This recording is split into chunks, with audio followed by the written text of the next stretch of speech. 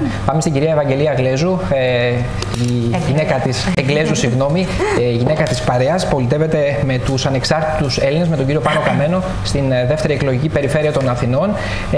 Θέλουμε και τη δική σας άποψη. Ακούστηκαν πολλά για την ημέρα των εκλογών, για την επόμενη, αλλά και πάνω απ' όλα η πρώτη ερώτηση μας πάντα είναι για το μνημόνιο. Τι λέει ο κόσμος για το μνημόνιο?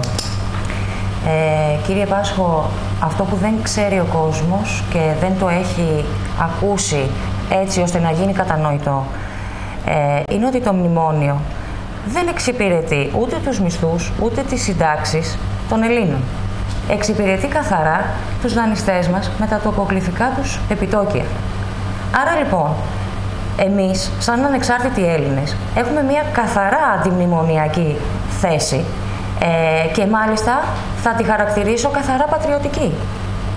Γιατί το μνημόνιο δεν είναι μόνο τα λεφτά αυτής της στιγμής. Δεν είναι το μετρητό που θα τρέξει, υποτίθεται, στις τσέπες μας. Το μνημόνιο καταπατά την εθνική μας κυριαρχία. Και αυτό θεωρώ ότι είναι το πιο σημαντικό από όλα. Και δεν θα πρέπει να το αφήσουμε να συμβεί. Τι σημαίνει εθνική κυριαρχία?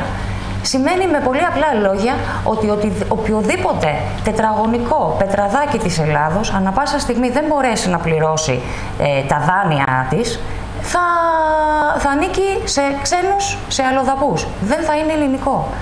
Δεν θα έχουμε λοιπόν ποτέ περιουσία να σταθούμε αξιοπρεπώς για να μπορέσουμε να πληρώσουμε τα δάνειά μας. Οι ανεξάρτητοι Έλληνες αναγνωρίζουν ότι η Ελλάδα αυτή τη στιγμή χρωστάει χρήματα. Δεν χρωστάει όμως αυτά που θέλουν να μας χρεώσουν. Αυτά που εξυπηρετούν τραπεζικούς λογαριασμούς. Έτσι, τραπεζίτες. Θέλουμε αυτό να τον οικοκυρέψουμε και μπορούμε. Αυτή τη στιγμή οι ανεξάρτητοι Έλληνες είναι οι μόνοι που έχουν εθνική αντιπρόταση. Η εθνική αντιπρόταση των ανεξάρτητων Ελλήνων είναι αυτάρκης, είναι ρεαλιστική, είναι κοινής λογικής και μπορεί να υλοποιηθεί.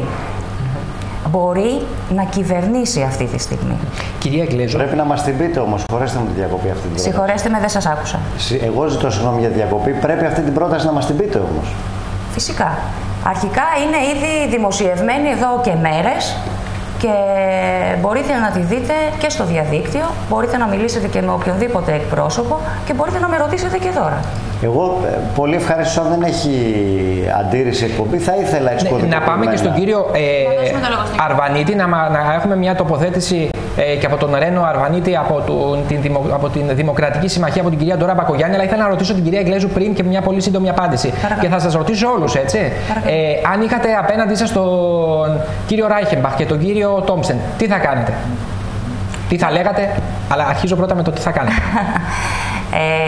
Θα τον καλωσόριζα, γιατί είμαστε ευγενικοί άνθρωποι και φιλόξενοι. Από εκεί και πέρα όμως θα του έλεγα να ασχοληθεί μόνο με το δικό του σπίτι. Το δικό μας το σπίτι μπορούμε οι Έλληνες να το υπερασπιστούμε πάρα πολύ καλά.